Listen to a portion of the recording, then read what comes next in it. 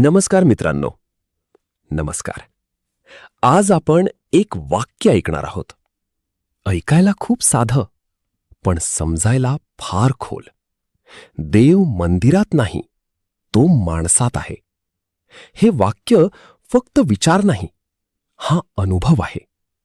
कारण देव शोधताना आपण आकाशाकडे पाहतो, पण समोर उभा असलेला माणूस दिसेनासा होतो.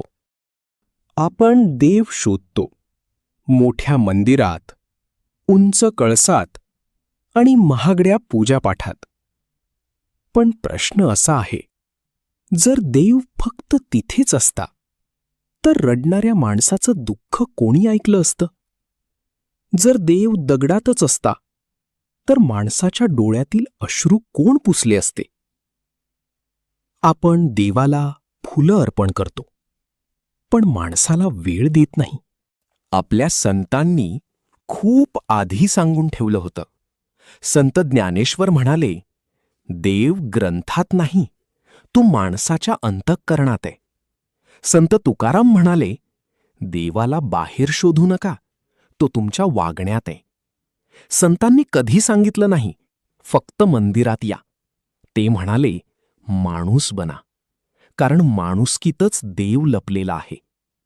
देव दिसतो तेव्हा जेव्हा भुकेल्याला अन्न देता आणि त्याचं नाव विचारत नाही, जेव्हा कोणी रडत असेल आणि आपण शांतपणे त्याच्या शेजारी बसतो, जेव्हा चूक झाली तरी माफी मागायचं धैर्य दाखवतो, तेव्हा देव हसत असतो. कारण देव मोठ्या गोष्टीत नाही, तो छोट्या कृतीत असतो. आजचा माणूस देव शोधतोय, कारण तो थकलाय, धावपळीत हरवलाय. पण खरं सांगायचं तर तो देव नाही, समाधान शोधतोय. आणि समाधान मंदिरात नाही, ते मिळतं कोणाला मदत केल्यावर, कोणाला माफ केल्यावर आणि स्वतःशी प्रामाणिक राहिल्यावर. आपल्याला देव मंदिरात हवा वाटतो, कारण तिथे नियम असतात. पण माणसात देव पाहायला धैर्य लागतं, कारण तिथे दुःख असतं, चुका असतात आणि कधीकधी आपल्यासारखाच दोषी माणूस असतो. पण देव पवित्रतेत नाही, तो प्रामाणिकपणात आहे. एक प्रश्न स्वतःला विचारा.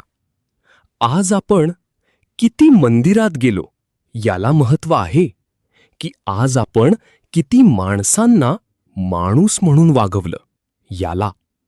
कारण कदाचित आपण देवाला भेटलो नाही, पण देवाने आपल्याला माणूस म्हणून पाहिलं असेल. मित्रांनो, देव मंदिरात नाही, तो माणसात आहे. ज्या दिवशी आपण स्वार्थ कमी करू, अहंकार खाली ठेवू आणि माणुसकी वर नेऊ, त्या दिवशी देव शोधायची गरजच पडणार नाही, कारण देव आपल्यातच असेल. जर हे शब्द मनाला लागले असतील तर पुढे पाठवा. कदाचित कोणाच्या तरी आयुष्यात आज देव भेटेल. धन्यवाद.